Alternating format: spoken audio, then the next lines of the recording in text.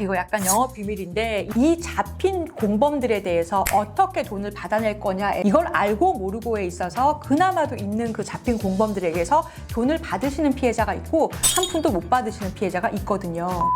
그러면 내 돈 중에서 상당 부분은 배상을 받으실 수 있어요. 여러분 안녕하세요. 법대로 하시죠. 형사조수진의 조수진 변호사입니다. 요즘에 보이스피싱 상담이 정말 많은데요. 상담하러 오시면 이렇게 하면 내 돈 제일 빨리 받을 수 있어요 라고 안내드리는 방법이 있어요. 그래서 오늘은 이거 약간 영업 비밀인데 이 썰을 한번 여러분들께 영상으로 다 전달을 해드리려고 합니다. 우선 내 돈 1억 원을 보이스피싱 조직에 속아서 5천만 원은 내가 모르는 계좌로 이미 이체를 했고 5천만 원은 여기 금감원인데 빨리 수표로 바꿔서 집 앞으로 오는 빨간 모자를 쓴 여자한테 전달하세요 라는 말을 듣고서 이미 전달을 했다고 칩시다. 그리고 지급정지 신청도 했고요. 경찰에 신고도 했고요. 다 했어요. 자, 지금부터 이제 어떡하죠? 하시는 분들, 자, 우선 이 범죄 조직의 조직을 좀 아셔야 어디를 공략해서 내 돈을 제일 빨리 받냐를 아실 수가 있어요. 보이스피싱 조직은요, 제일 위에 총책이라는 사람이 있습니다. 근데 얘는 거의 안 잡혀요. 제가 듣기로는 한국 조폭 두목인 경우도 있고 중국 조폭이라고도 하는데 거의 잡히는 경우는 몇 년에 한 번일 거고요. 대부분은 그 밑에 전화 조직책이 그 밑에 바로 있습니다. 자, 얘들은 대부분 캄보디아나 중국 같은 곳에 아파트를 빌려서 전화 조직 팀을 굴려요. 중간에 대본을 쓰는 작가도 있고요. 해커도 있고요. 얘는 검찰 역할, 얘는 금융감독원 역할, 얘는 뭐 김과장 역할에서 한 방에서 막 돌아가면서 전화를 한다고 합니다.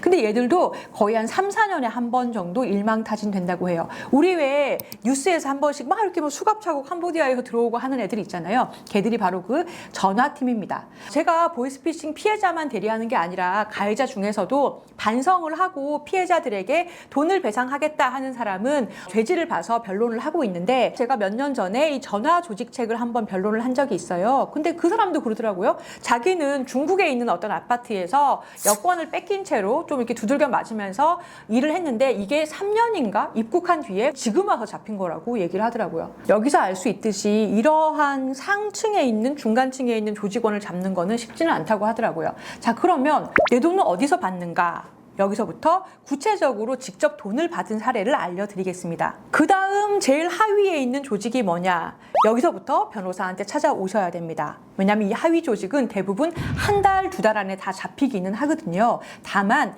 이 잡힌 공범들에 대해서 어떻게 돈을 받아낼 거냐에서 법률적인 기술이 많이 필요합니다. 이걸 알고 모르고에 있어서 그나마도 있는 그 잡힌 공범들에게서 돈을 받으시는 피해자가 있고 한 푼도 못 받으시는 피해자가 있거든요.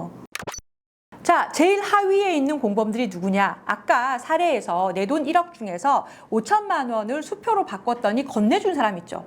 걔들이 누구냐면 전달책이라는 그 공범들입니다. 보통은 수수료를 받고서 아르바이트로 이게 범죄인 걸 알면서도 또는 좀 찜찜하면서도 나르는 사람들이에요. 근데 이 전달책은 보통 한 명이 아닌 경우가 많아요. 나한테 직접 돈을 받아가는 전달책이 있고요. 그 전달책은 2차 전달책에게 지하철역 같은 곳에서 돈을 전달해주고, 그리고 그 사람은 다시 3차 전달책에게 전달하고 어느 순간 퀵 오토바이에 의해서 돈이 사라진다든가 이런 식으로 여러 차례 돈을 물타기 하는 경우가 많습니다. 그런데 이 전달책들은 대부분 잡히죠. 왜냐하면 이 길거리에 CCTV가 얼마나 많습니까? 그리고 두 번째로 잡을 수 있는 공범이 있는데 바로 내가 아까 5천만 원을 모르는 계좌로 이체했다고 했잖아요. 그 계좌 주인입니다. 그 계좌 주인은 계좌의 이름을 다 알고 있기 때문에 번호를 가지고 수사기관에서 사실조회하면 바로 잡을 수 있어요. 이 계좌 제공책도 대부분의 경우는 본인이 아르바이트를 받거나 또는 뭐 다른 일인 줄 알고서 계좌를 제공한 사람들이 많습니다. 그리고 그 계좌가 거기에만 있지 않고 대부분 또 몇 번을 튀긴 다음에 비트코인이라든지 다른 환치기 수법을 통해서 중국이나 다른 나라로 건너가는 경우가 대부분이에요. 그러면 적어도 2명 또는 뭐 5명, 저는 한 10명까지도 봤는데 이러한 전달책과 계좌 제공책들을 잡게 되죠. 이때부터 형사와 민사적인 방법을 통해서 배상을 받으시는 겁니다.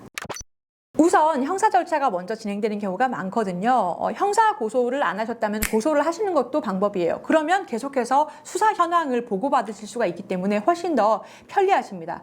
이 사람들이 수사를 받을 때는 본인들이 혹시라도 무죄가 될 수도 있는 사람들도 있기 때문에 합의 제한이 잘 들어오지 않는데, 대부분은 검사에 의해서 기소가 되고 재판을 받는 와중에서는 내가 합의를 해서라도 좀 형량을 줄여보고 싶다, 이런 생각에 합의 제한이 들어오는 경우가 많거든요. 그래서 그래서 이때 내가 선임한 고소대리 변호사를 통해서 이 보이스피싱 공범들과 아무런 접촉 없이 합의를 통해서 합의금을 받으시면 내가 아까 잃어버린 돈이 5천만 원이지만 아까 그 전달책, 계좌 제공책이 5명, 6명을 잡으면 각각 1,000만 원씩 줘야 내가 고소를 취하하겠다. 이런 식으로 해서 내 돈을 받으시는 겁니다. 제 경험상 가장 합의 제한이 많이 들어오는 때가 언제냐면요. 이 보이스피싱으로 인해서 억대 이상의 피해를 일으키면 1심 선고가 되는 날에 법정 구속이 되는 경우가 대부분입니다. 1심 선고 동안에는 재판 동안에는 왜 구속을 안 하냐면 배상하는 사람들이 많거든요. 사기죄이기 때문에 배상만 하면 거의 다 집행유예예요. 그거를 바래서 판사가 구속을 안 하는 거예요. 그러다가 1심 선고를 받고 법정 구속이 되면 거의 100% 합의 제한을 하려고 피해자들에게 연락이 옵니다. 이때를 기다리시는 게 방법이에요. 자, 그런데 안타깝게도 형사 제한도 잘 되지 않고 합의도 되지 않는 경우가 있다면 그때는 민사재판을 거셔야 됩니다. 그래서 이 보이스피싱의 공범들의 일반 재산, 뭐 집 보증금이라든가 뭐 형을 살고 나오면 또 일을 하게 되면은 월급을 받잖아요. 그러한 곳들의 압류를 통해서 내 돈을 받으실 수 있도록 판결문 정본을 확보하시는 거예요. 집행권원이라고 하는데 그걸 위해서는 불법행위에 의한 손해배상은 3년 안에만 소멸시효가 있어서 반드시 제기를 해놓으셔야 되기 때문에 만약에 형사 과정에서 내가 1억 중에서 뭐 한 4천만 원, 5천만 원밖에 배상을 못 받았어요. 근데 그 공범들이 누군 줄 알아요. 라는 경우에는 이 사람들이 나중에 다시 일을 할 때를 기다리시면서 그 사이에 민사 손해배상을 내셔야 돼요. 그래서 판결문을 가지고 강제집행을 통해서 돈을 배상받으실 수 있습니다. 자, 이렇게 하면 1년, 2년 걸리긴 하죠. 하지만 내 돈 중에서 상당 부분은 배상을 받으실 수 있어요. 보이스피싱 피해를 당하신 피해자분들의 상담이 많아요. 너무 자책하지 마시고 포기하지 마시고요. 차분차분하게 이 법률적으로 보이스피싱 사건을 많이 대리해본 변호사와 함께 헤쳐나가시면 방법이 있습니다. 지금 법적 상담이 필요하신 분들이 있으시다면요. 더든든 법률사무소 전화번호 02-6080-9936으로 전화를 주시거나 온라인 상담 사이트인 로톡에서 조수진 변호사를 검색하시면 됩니다.